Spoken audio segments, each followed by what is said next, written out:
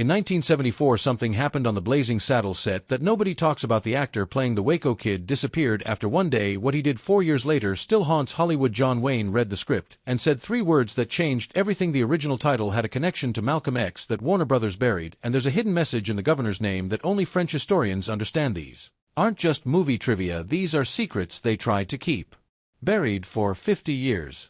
Blazing Saddles began with a wild idea. It was originally called Tex-X, a direct nod to Malcolm X. The man behind it, Andrew Bergman, was in his 20s and wanted to make a story about a black sheriff in an all-white western town. That idea alone was explosive. Naming the sheriff after Malcolm X wasn't just a joke, it was a statement. He wanted to rip apart the clean, whitewashed myth of Hollywood cowboys, a black man in charge of the Old West, that flipped the whole genre upside down. Even more shocking was the fact that a major studio looked at this script seriously. In the early 1970s, films didn't deal with race like that back then, especially not through comedy. The name Tex was dropped, but that fire stayed in the final version of Blazing Saddles. Before Mel Brooks showed up, the film almost went in a completely different direction. Alan Arkin was set to direct, and the sheriff, James Earl Jones, this was long before he became the voice of Darth Vader. Jones had power and depth, but not a background in comedy. Still, he was a strong choice, but the project collapsed. Creative clashes, nervous executives, and the blunt force of the script scared everyone. It was too bold, too dangerous, so it sat on a shelf. Only when Mel Brooks came in did the story come back to life. He didn't water it down, he pushed it even further. Without that earlier failure, Blazing Saddles wouldn't exist as we know it. Mel Brooks wasn't doing well when he took the job. The producers had won him an Oscar, but it didn't make much money. His next film, The 12 Chairs, flopped hard. He was broke, he couldn't even buy a new car, and he had a baby on the way with and Bankra. He was ready to give up and return to TV. When he got offered Tex-X, he didn't take it because he believed in himself, he took it because he was desperate. Later, Brooks admitted this film saved him. It let him buy a house, afford a decent dinner, and finally breathe again. Blazing Saddles turned his whole life around. Writing the script was pure chaos. Brooks didn't work alone. He brought in 4 more writers: Andrew Bergman, Richard Pryor, Norman Steinberg, and Alan Ewer. The writing room was like a bar fight. Everyone yelled, argued, and fought for their jokes to survive. Sessions went deep into the night. They lived on Chinese takeout and adrenaline. The first draft was 412 pages long. That's enough for nearly 8 hours of film. They trimmed it down to 275 pages, still way too long, but packed with wild, rule-breaking humor. Pryor brought his sharp edge to the script, especially with the character nobody could even remember who wrote what. The fart scene around the campfire that came out of this madness. This wasn't writing, it was war, and the result was something Hollywood had never seen before. From the start, Brooks set the tone with a sign on the wall. It read, "Please do not write a polite script." That sign shaped everything. He told his team to throw all rules out. Nothing was off limits. His thinking was simple: they probably won't make it anyway, so let's go wild. And they did. They attacked racism, mocked Hollywood cliches, and dared to joke about things no one else would touch. Pryor wrote Jewish jokes, the Jewish writers wrote black jokes. Nobody stayed in a lane. This mix gave the film its fearless voice. It didn't just make fun of westerns, it tore them apart and built something new from the wreckage. Richard Pryor was supposed to be the star. He was Brooks's top choice for Sheriff Bart, but Warner Brothers refused. They said Pryor's drug issues and recent jail time made him uninsurable. Brooks was furious. He thought about walking away, but Pryor, surprisingly calm, told him not to. He said, "We'll find the right guy, keep going."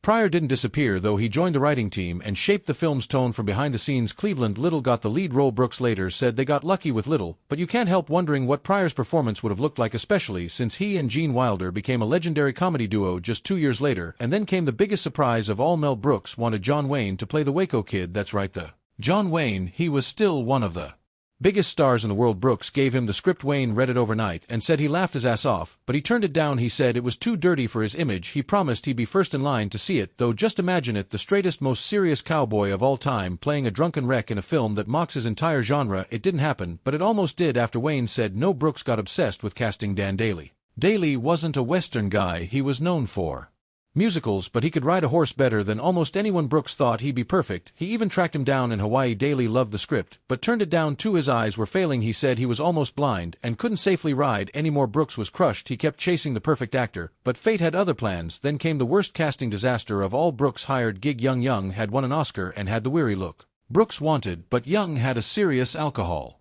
problem. On the first day of filming, during the jail cell scene, he started shaking. Brooks thought he was acting until green bile came out of his mouth. He was rushed to the hospital. Brooks said later, "If you want an alcoholic, don't cast an alcoholic."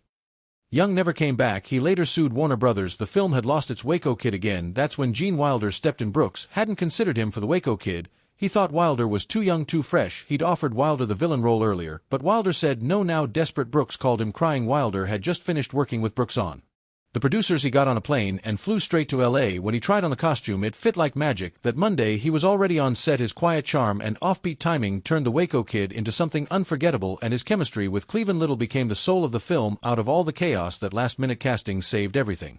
When Mel Brooks first screened Blazing Saddles for the top brass at Warner Brothers, it was a disaster. The room was silent, not one executive cracked a smile. The film was packed with fart jokes, a horse-punching scene, and the N-word used without hesitation. Instead of laughter there was discomfort, then outrage. Leo Greenfield, the studio's head of domestic distribution, flat out said they should bury the film and take the financial hit. Others agreed. They didn't just dislike the movie, they wanted it gone. They handed Brooks a long list of cuts: take out the campfire scene, delete the violence, remove the slurs. Brooks listened politely, took the list, left the room, and then crumpled it into a ball and threw it away. He wasn't changing a thing. Brooks knew he had one shot left. He quickly arranged a second screening, not for the suits, but for the workers, the secretaries, janitors, and mailroom guys, and this time the room exploded from the first joke. People were laughing uncontrollably, they were gasping for air, some even falling out of their chairs. It was pure chaos in the best way. One of the co-writers, Norman Steinberg, remembered the moment vividly. He said people were literally rolling on the floor, and Brooks, watching it all unfold, said what he really felt from this is our film. That night the studio executives saw something they couldn't ignore. Regular people, real audiences loved it, and that's what saved the movie from getting buried. Even after that wild response, the studio was still nervous. They didn't want to risk a nationwide release, so they played it safe. Blazing Saddles would open in just 3 cities: New York, Los Angeles, and Chicago. That's it. No advertising, no critic previews, no buzz, just cold releases. To see what happened, these cities were chosen because they were more likely to get the humor, especially the Jewish Catskill-style comedy that Brooks specialized in. The studio hoped for modest numbers, maybe enough to save face. What they got instead were packed theaters, people screaming with laughter and word of mouth that spread like wildfire. The gamble had flipped, and the fire was just getting started. Critics didn't know what to make of it. Some loved it, others called it vulgar and offensive, but none of that mattered. Audiences kept showing up. By spring of 1974, the film was playing in cities and small towns alike. Suburban theaters where the studio had expected silence were suddenly selling out. People didn't just watch Blazing Saddles, they quoted it, debated it, argued over it. Lines wrapped around the block. Families and friends made nights of it. What started as a niche comedy was now a nationwide sensation. Even the worst reviews had to admit the crowd was howling. The film had broken through every barrier and done it with scenes no one thought would ever make it past the censors. And then came the money. The budget was just $2.6 million, but the final North American gross $119.6 million. That made it the #1 film of 1974. An estimated 63 million people saw it in theaters. That's more than any Lord of the Rings film managed decades later. Adjusted for inflation, Blazing Saddles made nearly $600 million. It wasn't just a success, it was a phenomenon. Mel Brooks had trusted his gut, ignored the executives, and made exactly the movie he wanted to make, and it worked. The film didn't just survive, it rewrote the rules of what comedy could be. Even the smallest details in Blazing Saddles were layered with meaning. Take the governor's name, William J. Leiteman. It sounds like nonsense, but it's actually a reference to a real French performer named Joseph Pugal. Born in 1857, Pugal was a global star known as L. Petomane, which means the fart maniac. That wasn't just a stage name, it was his act. He could inhale air or even water into his rectum and release it at will, in tune, on cue, in rhythm. He played songs, blew out candles, did impressions. He could even smoke a cigarette using only his backside. Pugal was so popular nurses had to be stationed at his shows to carry out people who fainted from laughing too hard. Once someone allegedly died laughing, and he earned more than the most famous actress in France. When Brooks named the governor after him, it wasn't just for laughs, it was a tribute to a legend of bodily comedy who had once ruled the Moulin Rouge. And Brooks didn't stop there. He didn't just play the governor, he also played a Native American chief who spoke fluent Yiddish in one of the film's most outrageous scenes. The chief lets a wagon of black settlers pass unharmed, then cracks a joke that turns every Hollywood Western cliché upside down. He says in Yiddish, "Don't be crazy, let him go as long as you're healthy," and adds, "They darker than us." It was absurd, it was offensive, and it was deliberate. In the old days, native roles were often played by Jewish actors. Brooks flipped the script and made a joke so layered that only people familiar with both Jewish culture and Hollywood casting history would truly get it. Brooks didn't stop with acting either. He added his voice in scenes you'd never guess. The singers backing up Lily Von Top, that's him, the random heckler during the final fight, also him. He filled the soundtrack with tiny versions of himself hiding in plain sight. It was comedy through saturation, every frame packed with jokes, every sound tailored for maximum absurdity, and if something broke the rules of storytelling, he leaned into it even harder. Nothing illustrates that better than the film's deliberate use of anachronisms. It takes place in the Old West, but suddenly the Count Basie Orchestra appears playing April in Paris, a song from the 1930s. A cowboy mentions a TV sports show that didn't exist, yet the final brawl breaks The fourth wall entirely crashing into a Hollywood soundstage, then into a musical, then into a cafeteria. It's not a mistake, it's a statement. Brooks wanted you to know this wasn't a Western, it was a comedy dressed like a Western. It broke time, space, genre, and logic, and the audience loved it for that. Then there's a moment that seems completely impossible about 20 minutes into the movie in the middle of a dusty desert set in 1874. Count Basie and his full jazz orchestra suddenly appear there.